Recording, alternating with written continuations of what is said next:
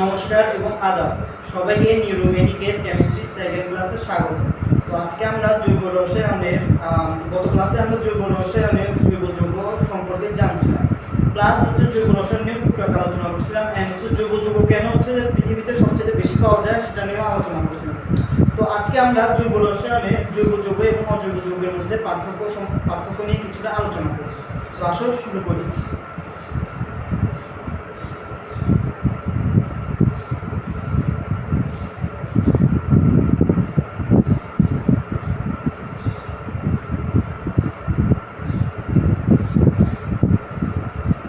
প্রথমে বলি যে আমাদের জৈব যৌগের মধ্যে কার্বনের সংখ্যাটা সবচেয়ে বেশি, কার্বনের প্রাধান্যটা বেশি থাকে। তো এটা নিয়ে আমি কিন্তু গত ক্লাসে আলোচনা করছিলাম, তো তোমরা যারা ওই ক্লাসটা দেখোনি তারা দেখে ফেলবে, ঠিক আছে? তো আজকে আমরা দেখব যে জৈব যৌগ এবং অজৈবের মধ্যে কিছু বেসিক পার্থক্য। প্রথমে আমি বলি যে জৈব যৌগের মধ্যে কার্বনের সংখ্যাটা একটু বেশি, আবার একটু রিপিট করে যদি, সেটা হচ্ছে ক্যাটেনেশনের কারণে। কার্বনের ক্যাটেনেশন, কারণ কার্বনের বন্ধন শক্তি সবচেয়ে বেশি, 347 কিলোজুল পার মোল, তাই না? কার্বন কত নম্বর পর্যায়ে? 2 নম্বর, রাইট? আচ্ছা, তো 2 নম্বর পর্যায়ে কার্বন হচ্ছে যে, তাহলে সব 2 নম্বর পর্যায়ে আর কি আছে? Lithium, beryllium, boron, carbon, nitrogen, oxygen, fluorine, then হচ্ছে যে নিয়ন, রাইট? নাইট্রোজেন হচ্ছে 167 কিলোজুল পার মোল, কিন্তু কার্বনের কত? 347 কিলোজুল পার মোল। তো কার্বন হচ্ছে বন্ধন শক্তিটা বেশি, এই কারণে এখানে ক্যাটেনেশনের পরিমাণটা, ক্যাটেনেশনটা সম্ভব হয়। ক্যাটেনেশন যখন সম্ভব হচ্ছে, তাহলে কার্বনের হচ্ছে শিকলগুলো তৈরি হবে, বলয় প্লাস চাকরি এবং হচ্ছে যে আরো অনেকগুলো শিকল তৈরি করে সে অনেকগুলো যৌগ গঠন করে। তো অবশ্যই জৈব যৌগ গঠনকালে আমার কার্বনটা থাকতেই হবে।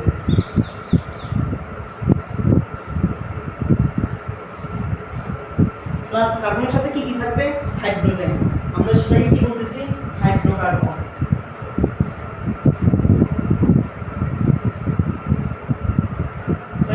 তাহলে কার্বনের সাথে আমার হাইড্রোজেনও থাকবে, এটাকে আমরা বলছি হাইড্রোকার্বন। আবার হাইড্রোকার্বন থেকে আমাদের যে উদ্ভূত যৌগগুলা, সেগুলোকে আমরা বলতেছি কি? জৈব যৌগ। এখন কার্বনের সাথে যে হাইড্রোজেন থাকবে, ব্যাপারটা কিন্তু এমন না। আমরা গত ক্লাসে শিখছিলাম যে কার্বনের সাথে কিন্তু নাইস, চপস, এক্স, এটা কিন্তু থাকবে। তো নাইসের মধ্যে কি? Nitrogen, carbon, hydrogen, oxygen, phosphorus, sulphur and হচ্ছে হ্যালোজেন। এন্ড হ্যালোজেনটা হচ্ছে যে কি? 17 নম্বর গ্রুপ। 17 নম্বর গ্রুপের হচ্ছে যে মৌলগুলো, রাইট? তাহলে এগুলো যখন হচ্ছে কার্বনের সাথে থাকবে, সেটাকে আমরা বলতেছি হচ্ছে কি? জৈব যৌগ। কিন্তু এগুলো যদি থাকে, এগুলো কিন্তু আমরা মানে এই সূত্র দিয়ে কিন্তু জৈব যৌগ হিসেবে আমরা কনসিডার করব না। জৈব যৌগের কিছু হচ্ছে যে বেসিক ফান্ডামেন্টাল আছে, ওই জিনিসগুলো আমাদের কিন্তু ধারণা নিতে হবে, রাইট? তাহলে আমরা কি বললাম? যে কার্বন থাকবে জৈব যৌগের মধ্যে, প্লাস হচ্ছে হাইড্রোজেন থাকবে, যেটাকে আমরা বলছি হাইড্রোকার্বন। আবার হাইড্রোকার্বন থেকে উদ্ভূত যৌগগুলো কিন্তু জৈব যৌগ, ঠিক কি না? আচ্ছা, এখন আসো যে অজৈব যৌগের মধ্যে একটা জাস্ট চিন্তা করো। আচ্ছা, এটার আগে একটু উদাহরণ দিই। উদাহরণ কি দিতে পারে? মিথেন। মিথেন কি জৈব যৌগ? কেন? কার্বন আছে, হাইড্রোজেনও আছে, এটা একটা হাইড্রোকার্বন, জৈব যৌগ বলতে পারি, রাইট? মিথাইল অ্যামিন, কার্বন আছে, হাইড্রোজেন আছে, নাইট্রোজেন আছে। আমরা কিন্তু লিখছিলাম যে nitrogen nice job sex, right? তো সেই ক্ষেত্রে এগুলো কি? জৈব যৌগ বলতে পারি। এখন দেখো অজৈব যৌগের মধ্যে আমরা যদি HCl কনসিডার করি অথবা H2SO4 নিয়ে আলোচনা করি, তাহলে দেখো এগুলো কিন্তু অজৈব যৌগ। এখানে কি কার্বন আছে? নাই। প্লাস হচ্ছে হাইড্রোজেন কিন্তু আছে, কিন্তু কার্বনটা হচ্ছে মেইন। আমি আগে বলছিলাম যে কার্বনের মধ্যে ক্যাটায়ন করে, ক্যাটায়নের কারণে কিন্তু হচ্ছে যে কার্বন শিকলগুলো তৈরি করে, এই কারণে এটা হচ্ছে যে জৈব যৌগের মধ্যে হচ্ছে আমরা বিবেচনা করি। কিন্তু এখানে কিন্তু কার্বন নেই, আছে কি? নাই। আরেকটা চিন্তা করো, সেটা হচ্ছে কি? H2CO3। এটা হচ্ছে অজৈব যৌগ না জৈব যৌগ? এখানে কার্বন আছে, বলছিলাম কিন্তু যে কার্বন থাকতেই হবে, এটা কি জৈব যৌগ হবে? কেন? কার্বন তো আছে। তাহলে বলছিলাম যে অক্সিজেনও থাকলেও কিন্তু অর্থাৎ কার্বনের সাথে অক্সিজেন, ফসফরাস, সালফার, হাইড্রোজেন এবং হ্যালোজেনগুলো থাকলে কিন্তু সেটাকে বলতেছি আমরা যৌগ যৌগ। কিন্তু এটাকে তুমি বলছো যে অযৌগ যৌগ, কেন? এটা নিয়ে একটা পরে কথা বলবো। আসলে এটা যদি মানা যায় সেটা পরে বলবো।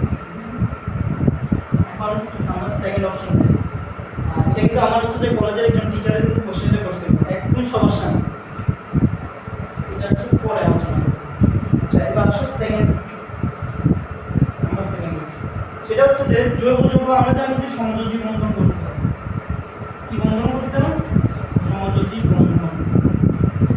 আর অজৈব যৌগের মধ্যে আয়নিক হতে পারে প্লাস সমযোজী হতে পারে। হতে পারে কি না? হতে পারে। যেমন দেখো সোডিয়াম ক্লোরাইড আয়নিক বন্ধন, রাইট? আয়নিক বন্ধন গঠন করছে। সমযোজীর মধ্যে যদি হিসাব করি পানি হতে পারে বা হাইড্রোক্লোরিক অ্যাসিড হতে পারে, রাইট? হাইড্রোজেন এখানে সমযোজী বন্ধন করে ক্লোরিন সাথে সমযোজী বন্ধন করে নিজের মধ্যে ইলেকট্রন শেয়ার করতেছে। বা তুমি বলছো যে পানি, ওকে এটাও আমি মানছি পানি।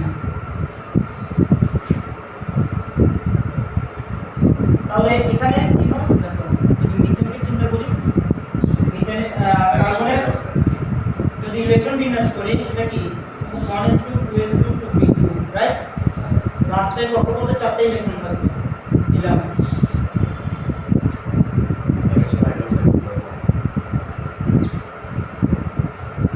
হাইড্রোজেনের হচ্ছে যে লাস্টে কয়টা ইলেকট্রন থাকবে? একটা 1s1, রাইট? তো 4টা বলছি, রাইট? তো 4টা হচ্ছে যে সে 4টা হাইড্রোজেন 4টা হচ্ছে ইলেকট্রন দিবে, রাইট? একটা একটা একটা এখন দেখো কত লাস্টে কক্ষপথে কয়টা হচ্ছে? 2 2 4 5 6 7 8 8টা মিনিট হয়েছে, রাইট? অষ্টক নিয়মটা মেনে চলতে হবে। তাহলে বুঝতে পারছো যে জৈব যৌগ এবং অজৈব যৌগের মধ্যে মানে মেইন পার্থক্য দুটো আমরা শিখলাম। সেটা কি? প্রথমটা হচ্ছে যে কার্বন থাকতে হবে প্লাস হচ্ছে তার মধ্যে হাইড্রোজেন, এবং সেগুলো হচ্ছে যে কি নাইট্রোক্স এক্স, এগুলো দিয়েও আমি হচ্ছে যে এই জৈব যৌগ কনসিডার করব। প্লাস জৈব যৌগের মধ্যে সমযোজী বন্ধন থাকতে হবে। মনে গেল 2 না?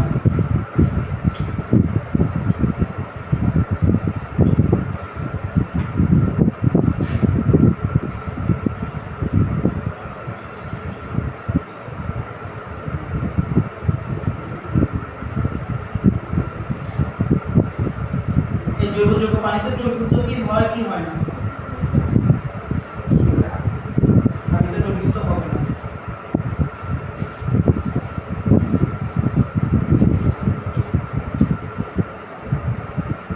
কিন্তু এটা আবার ব্যতিক্রম আছে। ব্যতিক্রম কি? চিনি, চিনি এবং অ্যালকোহল। তাহলে চিনি এবং অ্যালকোহল এগুলোর মধ্যে OH মূলক থাকে, এটাকে বলি আমরা হাইড্রোক্সিল মূলক। প্লাস আমাদের যে ইথানোয়িক অ্যাসিড আছে এটা কিন্তু একটা জৈব যৌগ।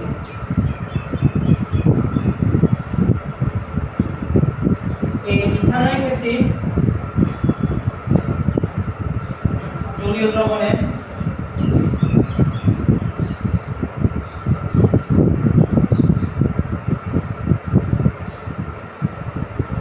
প্রোটন ত্যাগ করে, রাইট?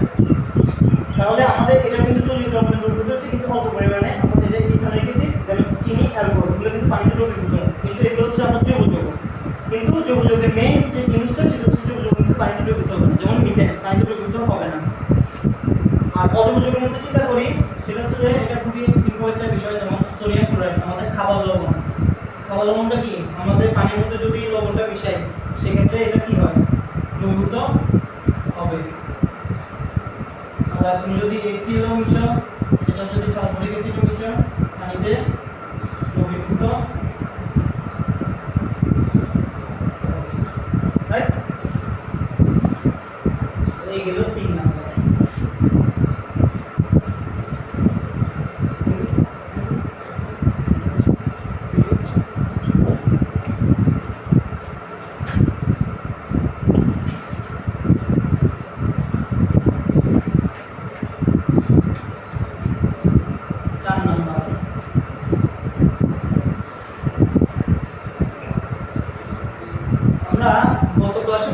যে ক্যাটেনেশন, এই ক্যাটেনেশন এবং সমন্বয়তা হচ্ছে যে জৈব যৌগকে অনেক বেশি আকর্ষণীয় করে। কেন? কারণ এই ক্যাটেনেশন সমন্বয়তা পরিমাণকরণের মাধ্যমে কিন্তু হচ্ছে যে জৈব যৌগের সংখ্যাটা বেশি হয়, রাইট? তাহলে এই জৈব যৌগের মধ্যে কিন্তু ক্যাটেনেশন ঘনত্ব থাকবে। কি থাকবে? ক্যাটেনেশন ঘনত্ব প্লাস সমন্বয়তা ঘনত্ব থাকবে। আর অজৈব যৌগের মধ্যে থাকবে, রাইট? 5 নাম্বার আরেকটা যদি চিন্তা করি সেটা হচ্ছে যে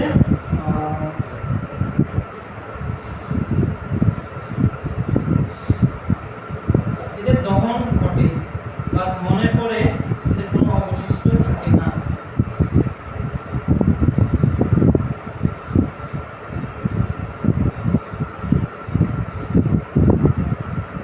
রাইট? আরেকটা হচ্ছে যে অজৈব যৌগের মধ্যে হচ্ছে যে দহন ঘটে না, আর যদি ঘটেও তাহলে সেটার মধ্যে অবশিষ্ট থাকে।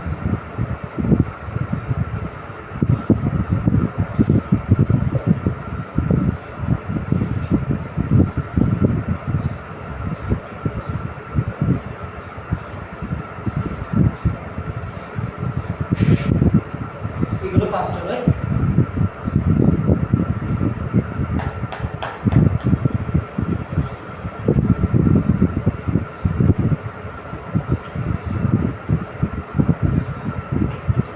একটা আছে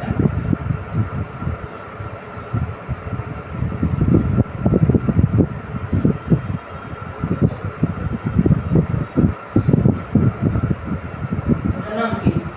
এটার নাম হচ্ছে বেনজোইক অ্যাসিড।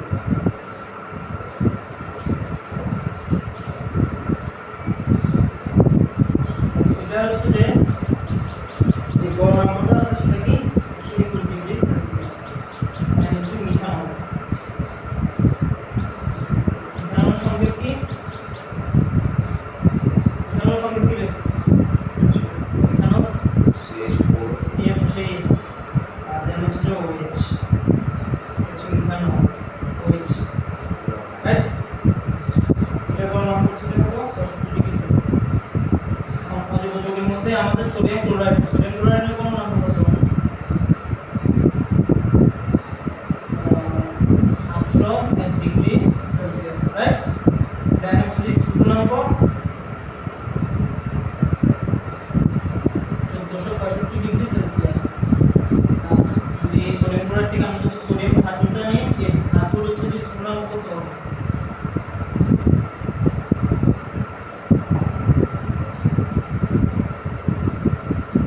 সব 83 ডিগ্রি সেলসিয়াস, রাইট?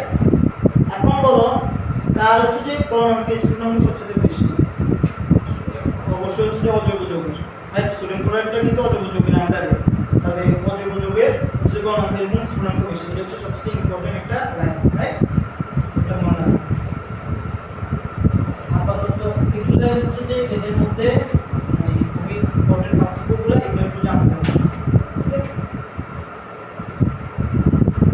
ও যেটা বলছিলাম সেটা হচ্ছে যে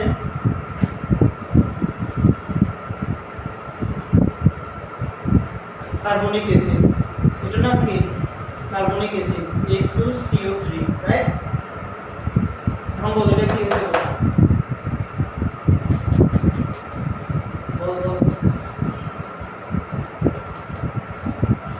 না কি জৈব যৌগ না অজৈব যৌগ? এটা হচ্ছে যে অজৈব।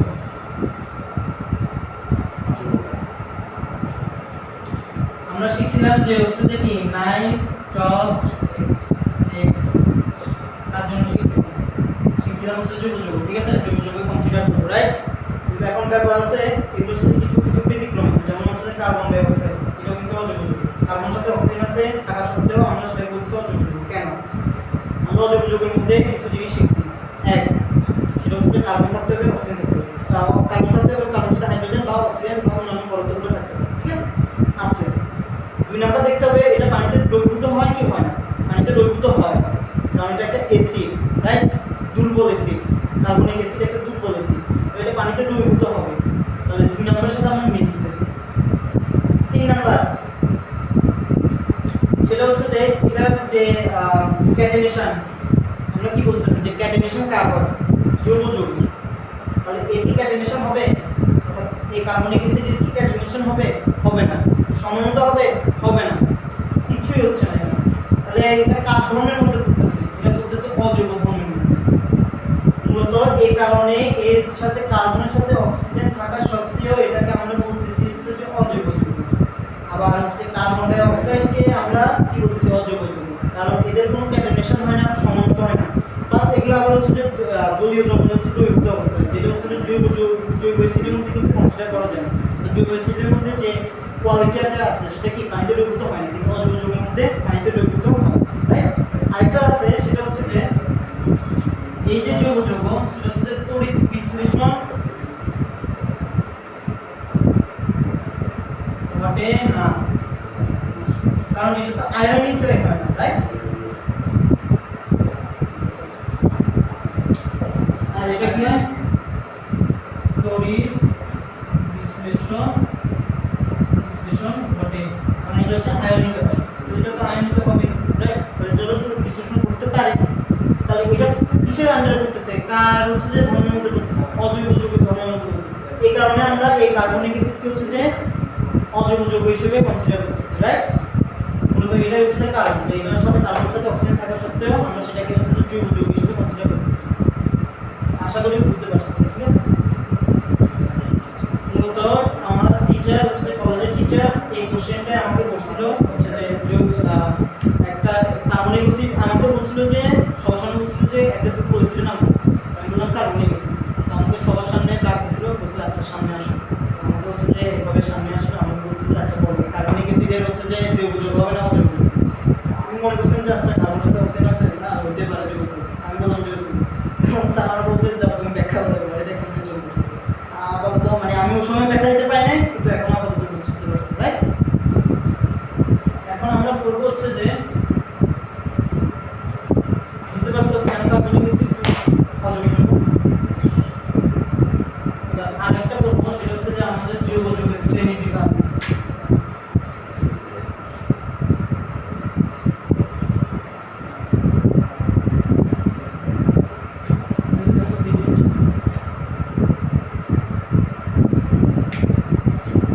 জৈব যৌগ হচ্ছে যে আমরা বলছিলাম কি কার্বনের ক্যাটাইনেশন। কার্বনের ক্যাটাইনেশন কি হয়? কার্বনের ক্যাটাইনেশন কার্বন হচ্ছে শিকড় গঠন করে, প্লাস এর সাথে চাকরিক যে বলয় আছে ওগুলো গঠন করে। তো এই যে কার্বন শিকড়, এই কার্বন শিকড়ের উপর ভিত্তি করে জৈব যৌগকে দুই ভাগে ভাগ করা হয়েছে, রাইট? একটা হচ্ছে যে মুক্ত শিকড়, আর একটা হচ্ছে বদ্ধ শিকড়। কি শিকড়? বদ্ধ শিকড়। এখন আমরা মুক্ত শিকড়কে আবার দুই ভাগে ভাগ করেছি। একটা কি কি? সম্পৃক্ত, একটা হচ্ছে যে অসম্পৃক্ত। ওই কথা বলছি সম্পৃক্ত এবং অসম্পৃক্ত, রাইট? আচ্ছা, তো এখন এই যে মুক্ত শিকড় আর বদ্ধ শিকড় কি? আচ্ছা, আগে শিখি মুক্ত শিকড় দেখে।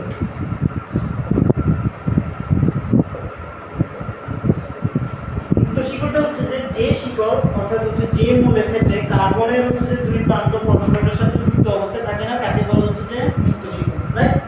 দেখো এটাকে যদি আমি কার্বন 1 নম্বর কনসিডার করি, দেন হচ্ছে 2, দেন হচ্ছে 3। এখন দেখো 1 এর সাথে 2, 3 এর সাথে 2, বা 2 এর সাথে 3, বা 2 এর সাথে 1 অবস্থায় আছে, ঠিক আছে? কার্বনের দুই প্রান্ত, কার্বনের দুই প্রান্ত কি কি? 1 আর 3। এই দুটো কি পরস্পরের সাথে যুক্ত অবস্থায় আছে? নাই, রাইট? এটাকে আমরা বলতেছি যে মুক্ত শিকড়। আর একটু চিন্তা করো, আমরা লিখছি যে ইথেন, রাইট? এই যে ইথেন। এখন এই যে আমি ধরো কথার কথা, এই যে ইথেনের যে দুটো কার্বন দেখলাম, আমি আরেকটা কার্বন দিলাম। এখন এটাকে দিলাম 1, এটাকে দিলাম 2, এটাকে দিলাম 3, ঠিক আছে? যখন আমি 3 নম্বর কার্বনের সাথে 1 নম্বর যোগ করলাম, 3 নম্বরের সাথে 2 নম্বর যোগ করলাম, দেন 1 এর সাথে 2 যোগ করলাম, এটাকে মূলত বলা হচ্ছে যে বদ্ধ শিকড়, ঠিক আছে? তাহলে এই মুক্ত শিকড় আর বদ্ধ শিকড়ের মধ্যে পার্থক্য বুঝতে পারছো? বদ্ধ শিকড়ের হচ্ছে যে কার্বনের দুই প্রান্ত পরস্পরের সাথে যুক্ত অবস্থায় থাকে, একটা চাকরিক বলয় গঠন করে, যেটা ও করছে। আর মুক্ত শিকড়ের মধ্যে কার্বনের দুই প্রান্ত পরস্পরের সাথে যুক্ত অবস্থায় থাকবে না, এটাকে মূলত বলা হচ্ছে যে কি? মুক্ত শিকড়, ঠিক আছে? এই যে মুক্ত শিকড় লিখলাম, এখন দেখো আমি একটা জিনিস লিখলাম যে নম্বরে ইথেন। ইথেন, তো ইথেনের কি দুই প্রান্ত?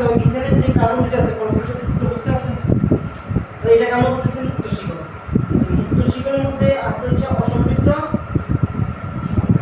একটা হচ্ছে সম্পৃক্ত। ঠিক আছে, তো সম্পৃক্ত আর অসম্পৃক্ত কি? আগে বলি যে সম্পৃক্তের মধ্যে sp3 সংকলন ঘটে, অসম্পৃক্তের মধ্যে sp2 এন্ড হচ্ছে sp সংকলন ঘটে। তো সম্পৃক্ত কি? এই যে এখানে কয়টা বন্ধন? একটা বন্ধন, কার্বন কার্বনে একটা বন্ধন আছে। আর অসম্পৃক্তের মধ্যে কার্বন কার্বনে হচ্ছে যে দুইটা বন্ধন থাকবে অথবা কার্বন কার্বনে তিনটা বন্ধন থাকবে।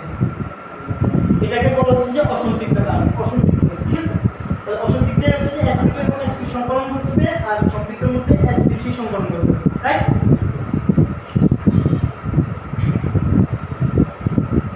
সবাই মুক্ত শিকলটা বুঝছো? ঠিক আছে,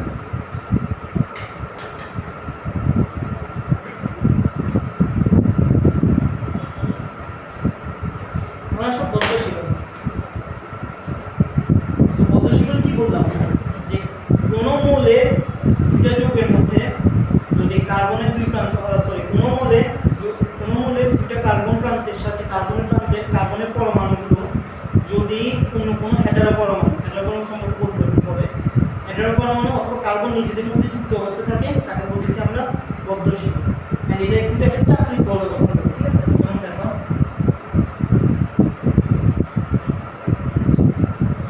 1 2 3 চিন্তা করলাম এভাবে। ঠিক আছে, দেখো 1 নম্বরের সাথে 2 নম্বর যুক্ত অবস্থায় আছে, 2 নম্বরের সাথে 3 নম্বর যুক্ত অবস্থায় আছে, আবার 3 নম্বরের সাথে 1 নম্বর যুক্ত অবস্থায় আছে, 3 নম্বরের সাথে 2 নম্বর যুক্ত অবস্থায় আছে। তাহলে এটা কিন্তু একটা চাকরি করবে, রাইট? কার্বন হচ্ছে যে পরস্পর প্রান্তগুলো, কার্বনের দুই প্রান্তগুলো পরস্পর সাথে যুক্ত অবস্থায় আছে।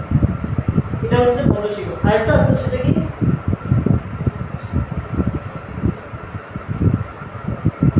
কার্বনের বদলে আমি অক্সিজেন যুক্ত করলাম। ঠিক আছে, এটাকে বলতেছি আমরা হেটারো পরমাণু। কি বলতেছি? হেটারো পরমাণু। ঠিক আছে, হেটারো পরমাণুগুলো কি আরো বলবো। তাহলে দেখো যে কার্বনের দুই প্রান্ত, এই যে কার্বনের এক প্রান্তটা এই অংশটা, আবার এই অংশটা কার সাথে যুক্ত অবস্থায় আছে? অক্সিজেনের সাথে। আর এই অংশটা কার্বনের সাথে। তো এটাকে আমরা কি বলতেছি? বদ্ধ শিকল। কারণ কি পরস্পরের সাথে যুক্ত অবস্থায় আছে, রাইট? তো এখন বুঝো যে হেটারো পরমাণু আর কি কি আছে? নাইট্রোজেন আছে, অক্সিজেন আছে, সালফার আছে, ফসফরাস আছে, হ্যালোজেন আছে। তো আমরা যে নাইস জব যেখানে শিখছিলাম এক্স ওগুলো জাস্ট কার্বন এবং হাইড্রোজেনের বদল। এখানে কার্বন হওয়ার কথা ছিল, এখানে হলো অক্সিজেন। এটাকে বলতেছি আমরা হেটারো পরমাণু। এখন এই যে বদ্ধ শিকল শিখলাম, এই বদ্ধ শিকলেরও আবার দুটো ভাগ আছে।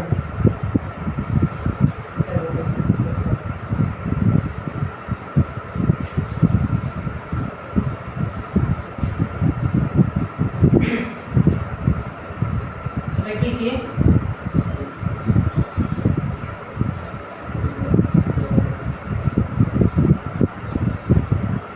কার্বোসাইক্লিক, আরেকটা হচ্ছে যে কি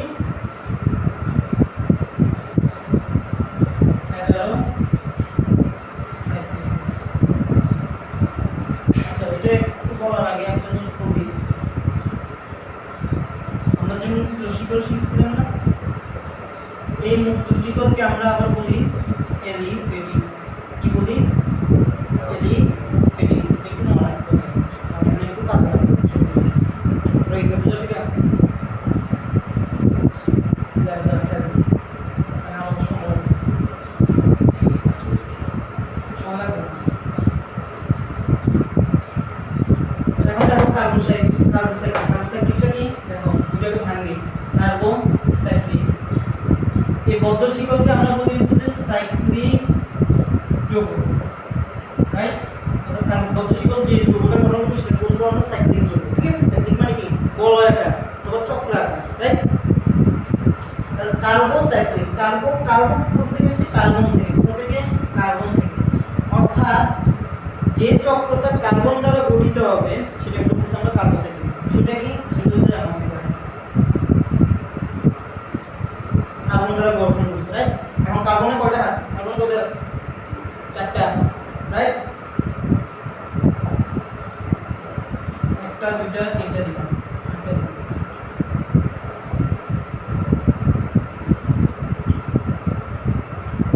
এটা নাম কি? এটা নাম হচ্ছে যে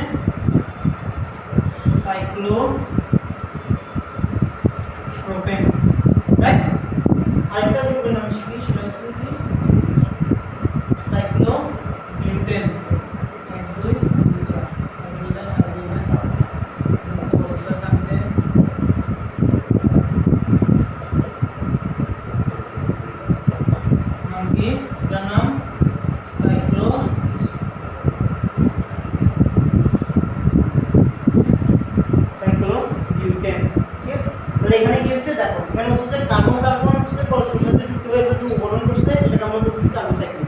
কার্বন দ্বারা গঠিত হয়েছে। অন্য কোনো পদার্থ আসছে, মানে এই কার্বনের বদলে কি অন্য কোনো পদার্থ আসছে, যেমন অক্সিজেন, নাইট্রোজেন না, আসে না।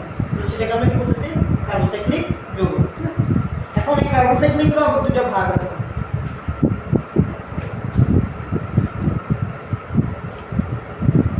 কার্বোসাইক্লিকের কয়টা ভাগ? দুটো ভাগ। কি কি? এলিসাইক্লিক,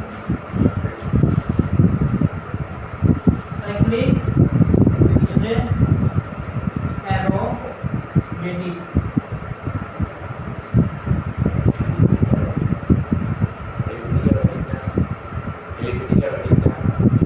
ওই যে মুক্ত শিকড়কে আমি বলছিলাম যে অ্যালিফেটিক, আমি একটু আগে লিখছিলাম যে মুক্ত শিকড়টাকে আমি বলতেছি যে অ্যালিফেটিক। ওটা হচ্ছে যে যখন একটা কার্বন পরস্পরের সাথে মুক্ত শিকড় অবস্থা থাকে, সরি একটা বন্ধন যখন মুক্ত শিকড় অবস্থা, সেটা হচ্ছে অ্যালিফেটিক। এই কার্বোসাইক্লিকের আন্ডার হচ্ছে দুটো, সেটা হচ্ছে যে একটা হচ্ছে এলিসাইক্লিক আর একটা হচ্ছে অ্যারোমেটিক। এখন দেখো ওই যে আমি বলছিলাম যে মুক্ত শিকড়কে আমরা বলতেছি এলিফেটিক, কেন বলতেছি আর এলিফেটিকটা কেন? ঠিক আছে, দেখো এই যে এলি, এটা ভাঙলাম আর সাইক্লিক এটা ভাঙলাম। ঠিক আছে, একটু আগে আমি লিখছিলাম যে সাইক্লোপ্রোপেন, কি লিখছিলাম? সাইক্লোপ্রোপেন। এটার নাম কি? সাইক্লোপ্রোপেন। আর এটা লিখছিলাম, এটার নাম কি? সাইক্লোবিউটেন।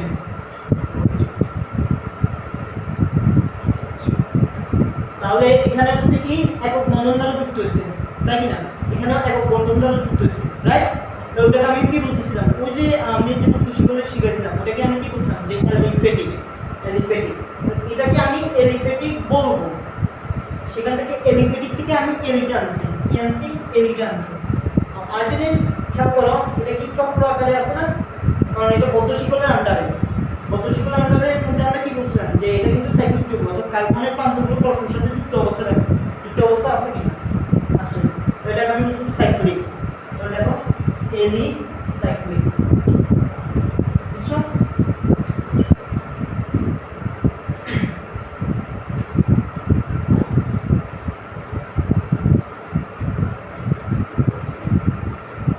এখন আসো অ্যারোমেটিক।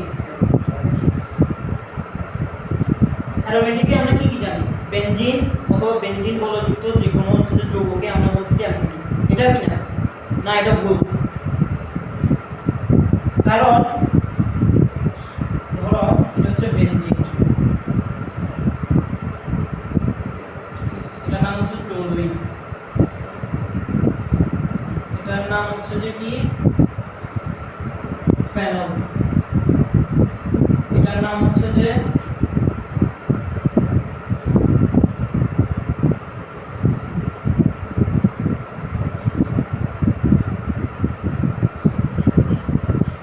নাম কি? ন্যাপথালিন। দুটো বেনজিন বল এখানে যুক্ত হয়েছে, রাইট? দুটো বেনজিন বল যুক্ত হলে কি করছে? Naphthalene, C10H8। এগুলো তো লেখার দরকার হচ্ছে না, তোমরা জানো যে এটা ফেনল, এটা হচ্ছে টলুইন, এটা হচ্ছে বেনজিন, রাইট? এখন দেখো, ধরো এরকম একটা বেনজিন বল হয়, তোমারে বললো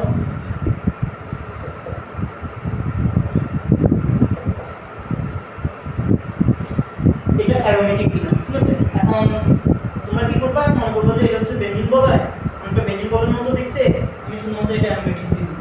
অথবা আমরা একটু আগে শিখছিলাম যে এই যে সাইক্লোপ্রোপেন, এটা তাহলে অ্যারোমেটিক না কেন? এটা তো অনেকটা বেনজিন বলের মতো গঠন করছে না, বা হচ্ছে বেনজিন বল ছাড়া কার্বনের মতো একটা সাইক্লিক যৌগ গঠন করছে, রাইট? তো এটা অ্যারোমেটিক না কেন? সেটা হচ্ছে যে অ্যারোমেটিক তখনই আমরা বলবো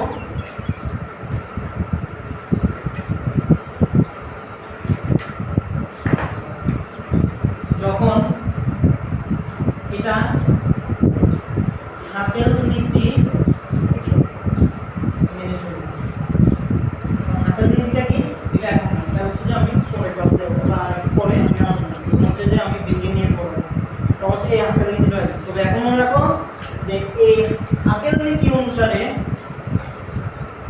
যে যৌগগুলো, অর্থাৎ যে বেনজিন বলে অথবা যে কোনো সাইক্লিক যৌগগুলো যদি অ্যারোমেটিক হবে তখনই যখন সেটা হাতের নীতি মেনে চলবে, রাইট? অ্যারোমেটিক যৌগ শুধুমাত্র যে বেঞ্জিন বলে দেখতে বা হচ্ছে যে অনেকটা সাইক্লিকের মতো দেখতে অথবা চক্রাকারের মতো দেখতে, তো সেটাকে আমরা অ্যারোমেটিক বলবো, সেটা কিন্তু ভুল ধারণা।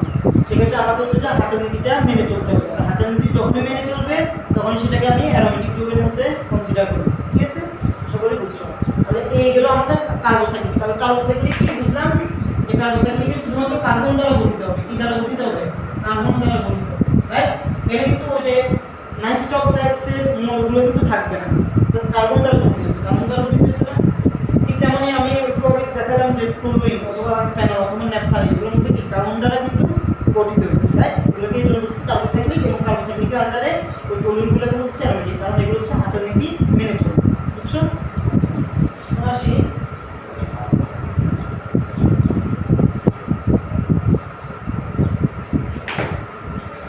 হেটারোসাইক্লিক। কি হেটারোসাইক্লিক? হেটারো বললাম কি নাইট্রোক্স এক্স অর্থাৎ নাইট্রোজেন, অক্সিজেন, ফসফরাস, সালফার এবং হ্যালোজেন শূন্য। সাইক্লিক কি চক্রাকার অথবা হচ্ছে যে বলয় গঠন করবে।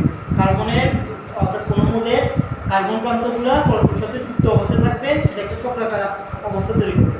আচ্ছা, বদ্ধ বিষয়টা আমি একটু বুঝাই। ধরো একটু আগে দেখলাম যে বিউটেন অনেকটা বদ্ধ আকৃতির মতো না, আবার হচ্ছে যে সাইক্লোপ্রোপেন অনেকটা বদ্ধ আকৃতির মতো, অর্থাৎ ত্রিভুজ বর্ডার তৈরি করছে, রাইট? এখন আমার চারপাশে যদি এরকম একটা বর্ডার তৈরি করে, আমি ওটাকে কি বলবো, যে আমি ওটার অবস্থায় বদ্ধ অবস্থায় আছি। ঠিক আছে না? এটাকে আমরা বলতেছি বদ্ধ শিকড়। এই কারণে, কারণ এটা হচ্ছে বদ্ধ আকৃতির একটা গঠন করতেছে। আবার তুমি যদি বেঞ্জিন আঁকো, একটা বর্ডার তৈরি করতেছে, কিন্তু মুক্ত শিকড় কি বর্ডার তৈরি করতেছে? এটা মুক্ত শিকড় বর্ডার তৈরি করতেছে? বর্ডার তৈরি করতেছে না। মানে এরকম বর্ডার একটা তৈরি করতে হবে, এটাকে তাহলে আমরা বলবো বদ্ধ শিকড়। যেটা বলতে চাচ্ছিলাম যে হেটারোসাইক্লিক, হেটারোসাইক্লিকে হেটারো যেটা আছে এটা হচ্ছে যে নাইট্রোজেন, ফসফরাস, সালফার, অক্সিজেন এবং হ্যালোজেনগুলো থাকবে কার্বনের বদলে। ঠিক আছে, তো কার্বন দ্বারা গঠিত হবে ঠিকই, কিন্তু কার্বনের বদলে এই পরমাণুগুলো অবস্থান করবে এবং পরস্পরের সাথে যুক্ত অবস্থা থেকে চক্রাকার আকৃতি তৈরি করবে। এটা বলছি হেটারোসাইক্লিক। এই হেটারোসাইক্লিক আবার হচ্ছে যে দুই প্রকার। কি কি?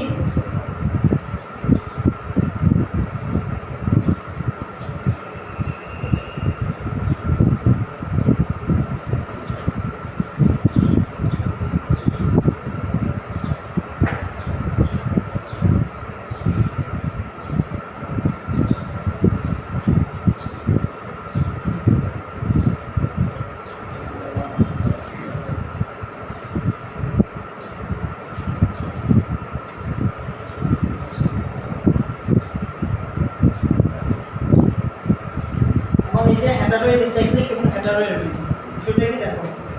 হেটারো আমার এখানে হচ্ছে যে কার্বন বদলে অক্সিজেন, নাইট্রোজেন, ফসফরাস, সালফার অথবা হচ্ছে হ্যালোজেন গুলো থাকবে। একটু দেখতো ভিডিও হচ্ছে না, চলতেছে না? তাহলে হেটারোতে কি আমার হচ্ছে যে কার্বন বদলে hydrogen, oxygen, nitrogen, phosphorus, sulphur এবং হ্যালোজেন গুলো থাকবে। এলি কি কোথা থেকে আসছে? ওই যে এলিফেটিক থেকে। কারণ কি এটার ধর্ম অনেকটা হচ্ছে এলিফেটিকের মতো, কিন্তু এর স্ট্রাকচার কিন্তু আবার এটা মানে সাইক্লিকের মতো। এই কারণে এটা হচ্ছে এলিসাইক্লিক। ঠিক আছে, একটু আগে আমি যেটা দেখলাম যে কার্বোসাইক্লিকের মধ্যে যে এলিসাইক্লিক মানে হচ্ছে যে এলিফেটিকটা আসছে। এলিফেটিক থেকে এলিটা আসছে কেন? কারণ ওই যৌগটা হচ্ছে যে তোমার ধর্ম দিক থেকে কিন্তু এলিফেটিক, কারণ এত বন্ধন আছে, রাইট?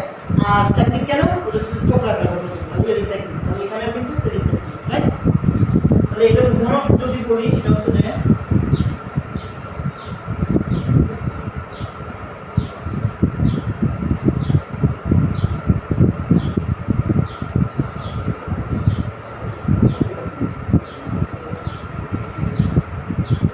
এটার নাম কি?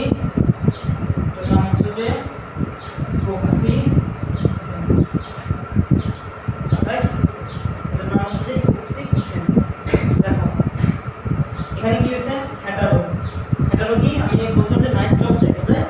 তাহলে ওই জবসের মধ্যে কি আছে? অক্সিজেন আছে। এখন দেখো অক্সিজেন এই 1 নাম্বার এবং 2 নাম্বার কার্বনের সাথে যুক্ত অবস্থা আছে না? আছে। কার্বন দুইটা কি পরস্পরের সাথে পরস্পর হচ্ছে যুক্ত অবস্থা কিনা? আছে কিনা? আছে। প্লাস এই কার্বন দুইটা কি অক্সিজেনের সাথে যুক্ত অবস্থায় আছে কিনা? আছে। তাহলে এটা কি? এটা হচ্ছে একটা সাইক্লিক যৌগ। প্লাস দেখো কি বন্ধন? একক বন্ধন। তাহলে কি যৌগ তৈরি করবে? অ্যালিফেটিক। অর্থাৎ অ্যালিটা আসবে, ঠিক আছে? তাহলে এটাকে আমরা নাম দিচ্ছি কি হেটারো এলিক্সাইড গ্রুপ, এটা উদাহরণ কি ইপক্সি ইথেন, এটা একটু মনে রাখতে হবে, ঠিক আছে? দেন আসি অ্যারোমেটিক। অ্যারোমেটিকটা কি?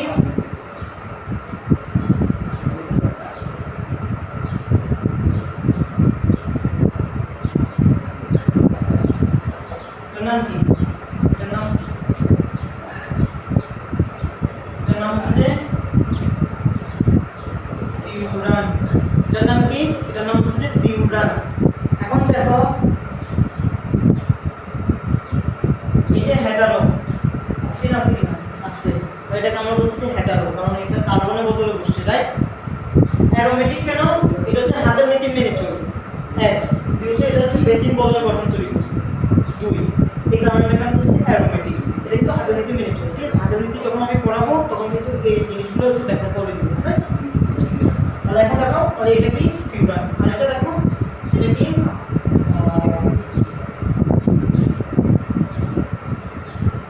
এটা হচ্ছে যে থায়োফিন। এন্ড সবচেয়ে মজার বিষয় হচ্ছে যে আমাদের কেমিস্ট্রি অনেকে হচ্ছে যে আমাদের কেমিস্ট্রি কিন্তু বোটানিক ক্ষেত্রেও লাগে, রাইট? দেখো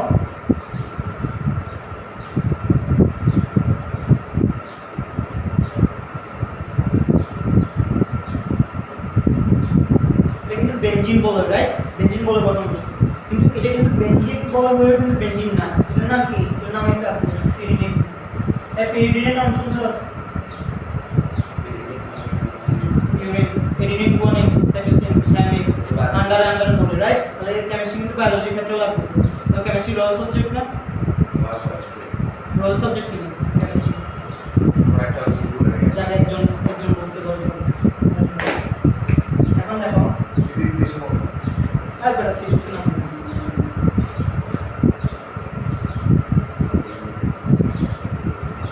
তাহলে দেখো এটার নাম কি? এটার নাম হচ্ছে পিরিডিন। কেন? আচ্ছা বলি কেন। এখন এটার নাম হচ্ছে পিরিডিন, ঠিক আছে? তো নাইট্রোজেন হচ্ছে এটার সাথে এবং বেঞ্জিন পরমাণুতে কার্বনের বদলে নাইট্রোজেনটা বসছে, তাহলে এটা আমি বলছি কি হেটারো, নাইট্রোজেন যেটা বসছে প্লাস অ্যারোমেটিক, কারণ এটা এই তিনটা কিন্তু অ্যারোমেটিক। তাহলে কেন? কারণ এগুলো কিন্তু হাতের নীতি মেনে চলে, প্লাস হচ্ছে বেঞ্জিন বলে গঠন করছে, ঠিক আছে? আশা করি এই পাঁচশো আর কি বাকি আছে? এটাই মূলত হচ্ছে যে যোগাযোগের শ্রেণী বিভাগ। একটু মনে রাখবা। আর একটা জিনিস মনে রাখবা, বিশেষ করে মেডিকেলের ক্ষেত্রে তুমি যখন হচ্ছে কোচিং করবা, আমি যখন হচ্ছে কোচিং করছিলাম অ্যাডমিশন টাইমে, তো ওই সময় আমাদের মানে অনেক সময় কোশ্চেনগুলো আসতো। কোশ্চেনগুলো কি আসতো? সেটা হচ্ছে যে হেটারো এরোমেটিকের হচ্ছে যে উদাহরণ প্লাস হেটারো এলিসাইডিক উদাহরণ কি দিচ্ছিলাম? Epoxy ethane, right? আচ্ছা, ওটার আরেকটা নাম হচ্ছে যে ইথিলিন অক্সাইড, এটা একটু মনে রাখবা। তাহলে হেটারো এলিসাইডিক উদাহরণ হচ্ছে যে ইপক্সি ইথেন, আর হচ্ছে যে হেটারো এরোমেটিকের উদাহরণ হচ্ছে যে ফিউরান, থায়োফিন, পিরিডিন, আর একটা হচ্ছে পাইরোল, রাইট? তাহলে এখন দেখো আরো কিছু কোশ্চেন বলে, ওরা কোশ্চেন কিছু করে, যেমন হচ্ছে যে আমি যখন অ্যাডমিশন টাইমে কোশ্চেন লাস্টের দিকে আমাদের যে মডেল টেস্টগুলো নেয়, ওখানে হচ্ছে একটা কোশ্চেন করছিল যে থায়োফিনের থায়োফিন নিচের কোনটি থায়োফিনের হেটারো পরমাণু, ঠিক আছে? তো হেটারো পরমাণু কি কোনটা হবে? সালফার। মানে আমার অপশনে দেওয়া ছিল ক খ গ এর মধ্যে অক্সিজেন, তো প্রথমে অক্সিজেন দেওয়া ছিল, সালফার দেওয়া ছিল, দেন হচ্ছে নাইট্রোজেন, দেন হচ্ছে যে হাইড্রোজেন একটা মৌল দেওয়া ছিল। তো ওই জিনিসটা আমি একটু ভুল করছিলাম ওই টাইমে। তো তোমরা এই জিনিসটা খেয়াল রাখবা যে ফিউরানের হচ্ছে হেটারো পরমাণু হচ্ছে যে অক্সিজেন, থায়োফিনের হেটারো পরমাণু হচ্ছে যে সালফার, পাইরোল এবং পিরিডিনের হেটারো পরমাণু হচ্ছে যে নাইট্রোজেন। আশা করি যদি একটু পর্যন্ত বুঝে থাকো তাহলে তোমাদের যোগের শ্রেণীবিভাগ রাইট। এবার আসো একদম শেষ আমাদের আজকের টপিক, যদি আলোচনা করি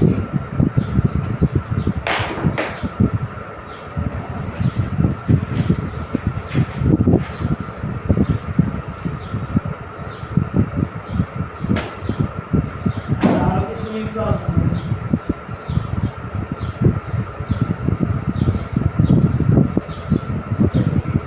সেটা হচ্ছে যে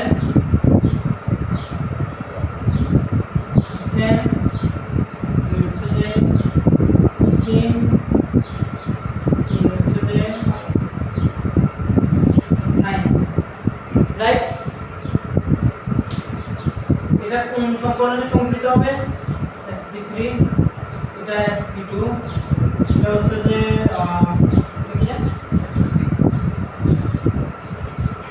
রাইট। এখন দেখো এই কার্বন কার্বনের দূরত্ব এটা আমাদের এগুলো জানতে হবে একটু, কারণ এগুলো হচ্ছে মেডিকেল ক্লাস হচ্ছে তোমাদের এসএসসি টাইমেও কিন্তু কোশ্চেনগুলো হবে। কার্বন কার্বনের দূরত্ব কত হবে এখানে, এটা দূরত্ব হচ্ছে অর্থাৎ ইথেনের কার্বন কার্বন দূরত্ব বা অ্যালকেনের হচ্ছে কার্বন কার্বন দূরত্ব আমার হচ্ছে যে 0.154 ন্যানোমিটার, এন্ড হচ্ছে যে কার্বন হাইড্রোজেনের দূরত্ব হচ্ছে যে 0.110 ন্যানোমিটার, রাইট। এখানে কার্বন অর্থাৎ দ্বিবন্ধন কার্বনের হচ্ছে যে দূরত্ব হচ্ছে যে ইথিনের কার্বন কার্বন দূরত্ব কত 0.134 ন্যানোমিটার, দেন হচ্ছে যে কার্বন হাইড্রোজেনের এখানে হচ্ছে যে দূরত্ব 0.109 ন্যানোমিটার, রাইট। ইথাইনে কার্বন কার্বন দূরত্ব হচ্ছে যে কত 0.120 ন্যানোমিটার, কার্বন হাইড্রোজেনের দূরত্ব হচ্ছে যে 0.106 ন্যানোমিটার, রাইট। এটার যে বন্ধন কোণ, এই বন্ধন কোণটা হচ্ছে যে 109.5 ডিগ্রি সেলসিয়াস, না 109.5 ডিগ্রি, রাইট। এটা হচ্ছে যে 120 ডিগ্রি, এটা হচ্ছে যে 180 ডিগ্রি, এটা কোণটা সরলরৈখিক, এটা সরলরৈখিক না। আর 120 ডিগ্রি কার কোন ত্রিভুজের 0.120 ডিগ্রি 180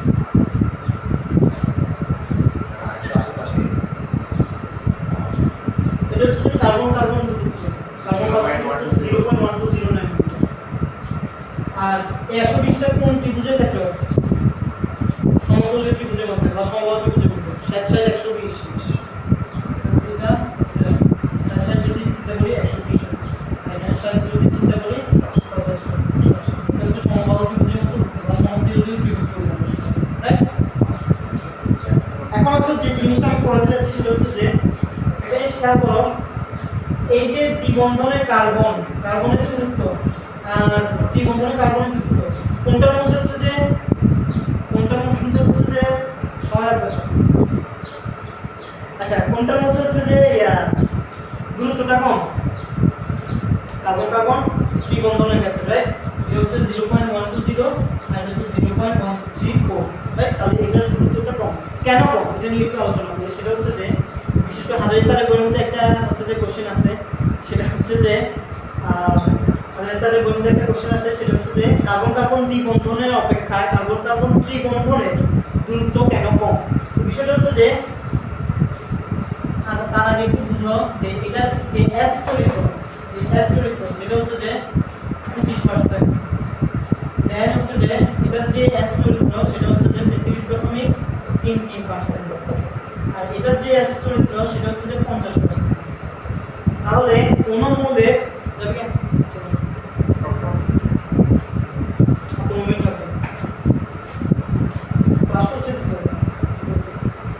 তাহলে এই যে এস চরিত্র যেটা আছে, যার এস চরিত্র একই সময় রাখবা, যা যে মৌলের এস চরিত্রটা বেশি হবে সেই মৌলের ক্ষেত্রে কি হবে কি পরমাণু যেটা আছে সরি সিগমা বন্ধন যেটা আছে, এই যে সিগমা বন্ধন,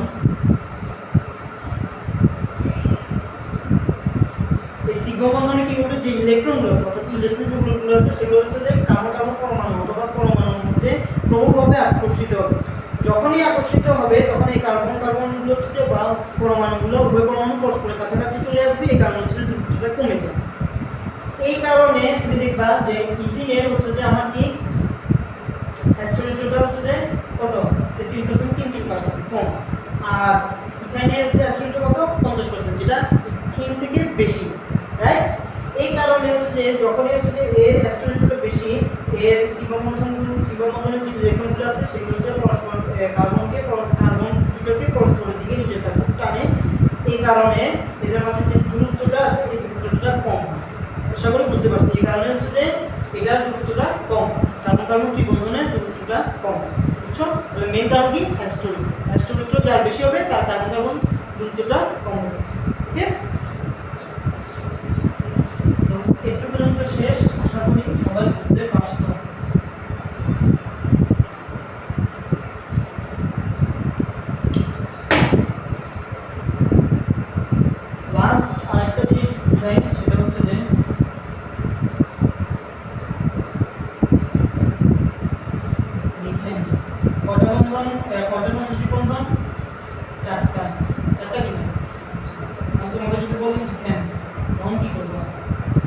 রাইট? তো অনেকেই করে কি এগুলো মুখস্থ করে, এগুলো কিন্তু মেডিকেলে আসে, ঠিক আছে, বাট এগুলো অনেকেই মুখস্থ করে, বিশেষ করে কোচিং সেন্টারগুলোর মধ্যে এগুলো অনেক কোশ্চেনগুলো দেয়, তো অনেকেই কী করে মুখস্থ করে। ইভেন আমিও মুখস্থ করছিলাম, কিন্তু ওই যে পরীক্ষার হলে দেখা যায় যে 5 6 7 থাকে, আমি ভুলে যাই যে অ্যাকচুয়ালি 6 হবে না 7 হবে না 5 হবে, ঠিক আছে। তো এটা মনে রাখার জন্য একটু দেখো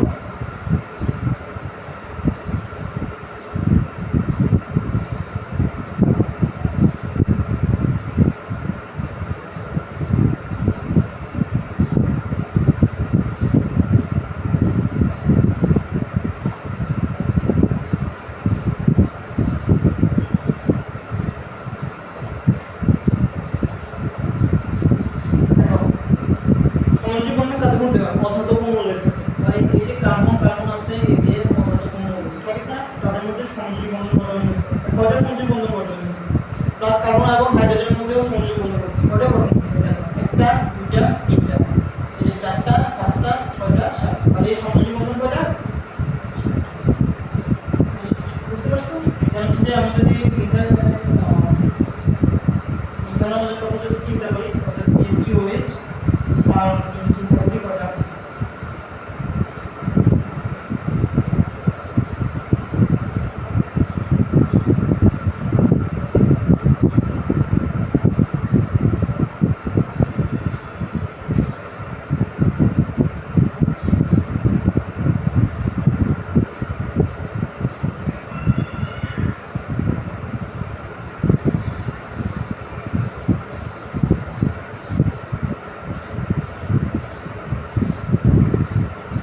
একটা, দুইটা, তিনটা, চারটা, পাঁচটা। কয়টা?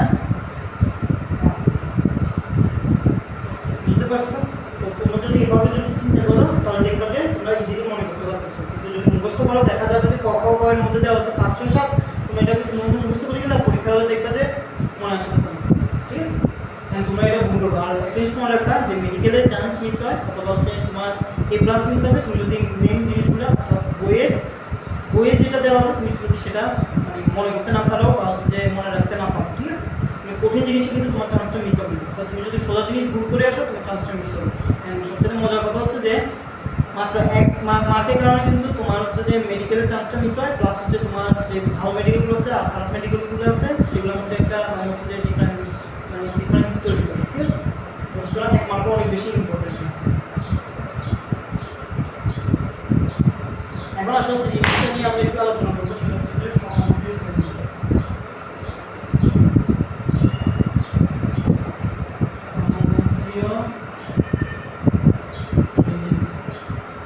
সমযোজী শ্রেণী একটু বলি, ডেফিনিশনটা বলি, সেটা হচ্ছে যে কোনো মৌলের না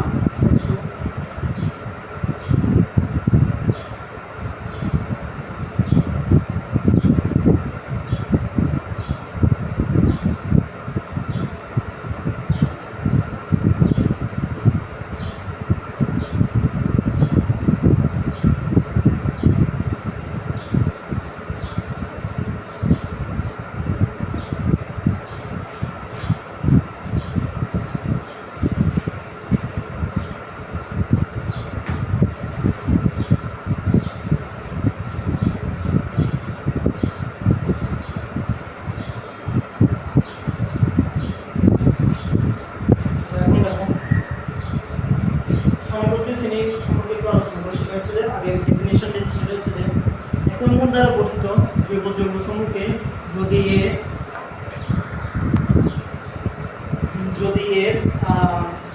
অর্থাৎ একই মূল দ্বারা গঠিত জৈব যৌগসমূহকে যদি এর আণবিক ভরের বৃত্তিক্রমে সাজায় অথবা ক্রমবর্ধমান অনুসারে সাজায়, অর্থাৎ অনুষ্ঠিত অর্থাৎ যৌগসমূহের যে অনুষ্ঠিত কার্বনগুলো আছে এই কার্বনগুলোকে তাদের যদি পারমাণবিক সংখ্যা অনুসারে আমি সাজাই, সংখ্যা অনুসারে যদি সাজাই এবং তাদেরকে যদি তাদের মাঝে যদি মিথিলিন মূলকে যদি পার্থক্য থাকে এবং এই সকল যৌগকে যদি আমি একটা সাধারণ সংকেত দ্বারা যদি আমি মানে হচ্ছে নির্দিষ্ট করতে পারি বা শনাক্ত করতে পারি, তাদেরকে আমরা বলতেছি হচ্ছে যে তার সেই শ্রেণীগুলোকে বলতেছি আমরা সমযোজী শ্রেণী। সেই সকল যৌগকে আমরা কি বলতেছি? সমগোত্রক বা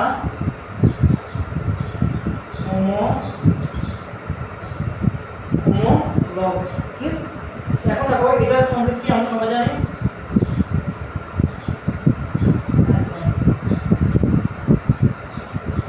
এটার সংকেত কি, এটা হচ্ছে অ্যালকেনের সংকেত CnH2n + 2, রাইট?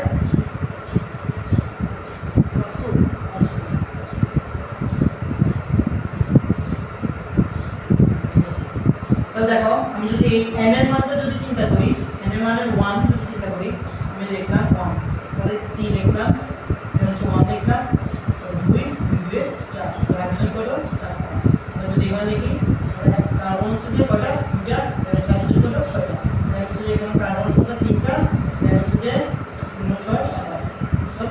তো এটার নাম কি মিথেন, এটার নাম হচ্ছে মিথেন, এটা হচ্ছে প্রোপেন, রাইট? এটা আমরা সবাই জানি methane, ethane, propane, butane, pentane, hexane, heptane, octane, nonane, decane, decane আরো আছে, রাইট? নতুন যদি তাহলে না যায় সেটা হচ্ছে দেখো অ্যালকেনের যে n এর মান 1 2 3 করে বসা যায়, আমি কিন্তু এটা পাচ্ছি না। তাহলে দেখো আলাদা আলাদা যৌগ পেলাম, কার্বন কার্বন কার্বন 1 2 3 সিরিয়াল আকারে সাজানো, সাজানোর পরে এর মধ্যে মিথেনের মূলক পার্থক্য কি আছে কিনা দেখো তো।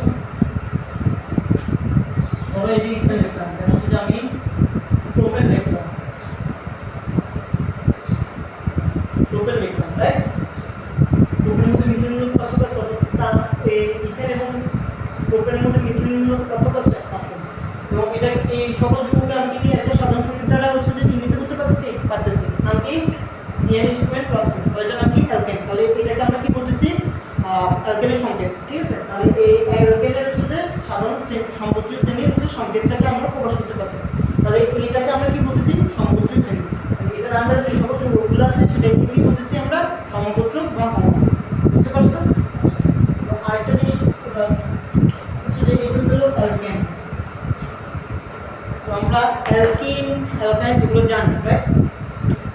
আমরা জানি, আমরা এখন জানবো যে অ্যালকোহল,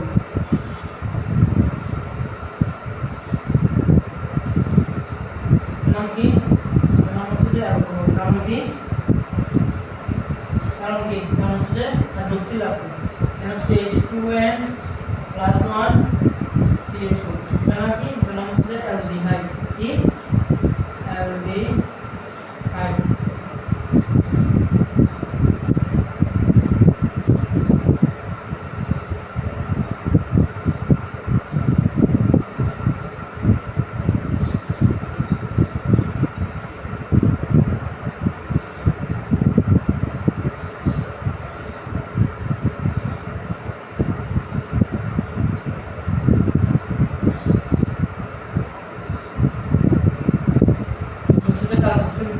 রাইট?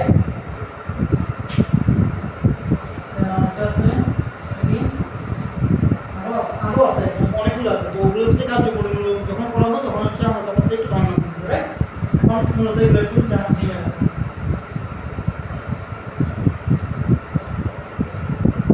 দেখি অ্যামিনো মূলক, কি অ্যামিনো মূলক, রাইট? এখন দেখো আমি এখানে 1 বসালাম, এখানে 1 বসালাম, তাহলে কি আসছে CH3OH, এটা নাম কি মিথান, বুঝতে পারছো? 1 বসালাম, একটা কার্বন 2 একে 3 হাইড্রোজেন 3টা OH হাইড্রোক্সিল, তো এটা নাম কি মিথান, কারণ কার্বন একটা হলে আমি সেটা বলতেছি মিথেন, তাহলে এটা এখানে কি আসবে মিথান, বুঝতে পারছো? তাহলে এর মধ্যে দেখো তো একটা জিনিস দেখো করো,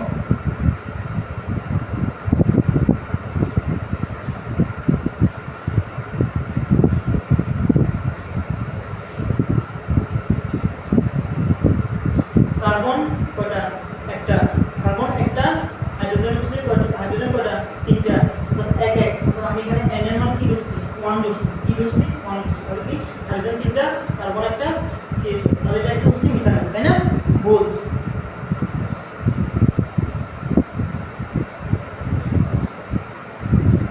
ইথানল কেমনে, ইথানল দেখো n এর মান ঠিকই আমরা 1 বসাইছি, তাহলে আমরা যদি সেভাবে চিন্তা করি এটা হচ্ছে মিথানের হওয়ার কথা, কিন্তু মিথানের হয় নাই কেন, কার্বন কয়টা আছে একটু দেখো তো, 2টা, তো 2টা থাকলে আমরা কি করব ইথেন, তাহলে এখানে কি আসবে ইথানেল,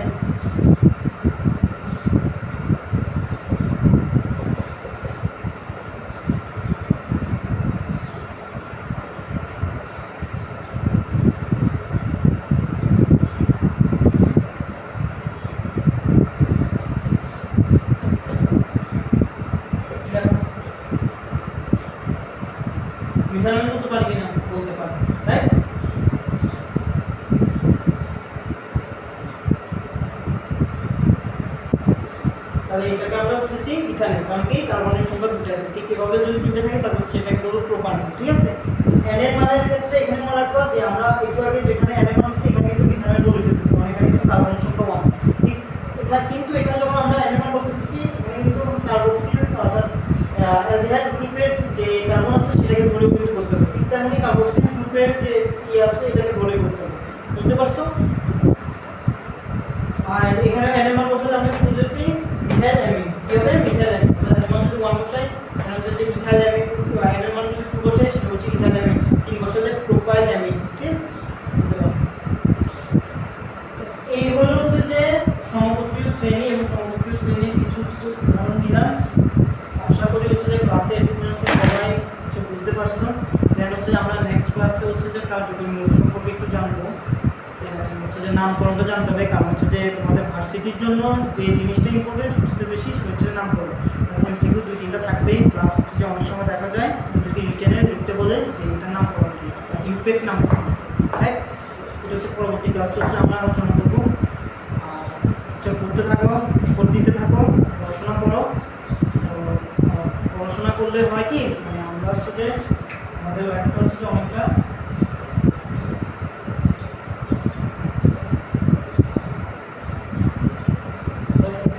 তিনজন হচ্ছে যে স্টুডেন্ট, ঠিক আছে? তিনজন স্টুডেন্টই কিন্তু পড়াশোনা করে, মোটামুটি লেভেলের পড়াশোনা করে। আমি তো একজন অ্যাভারেজ স্টুডেন্ট, তো আমি সব হচ্ছে অ্যাভারেজ স্টুডেন্ট। এই অ্যাভারেজ স্টুডেন্টের মধ্যে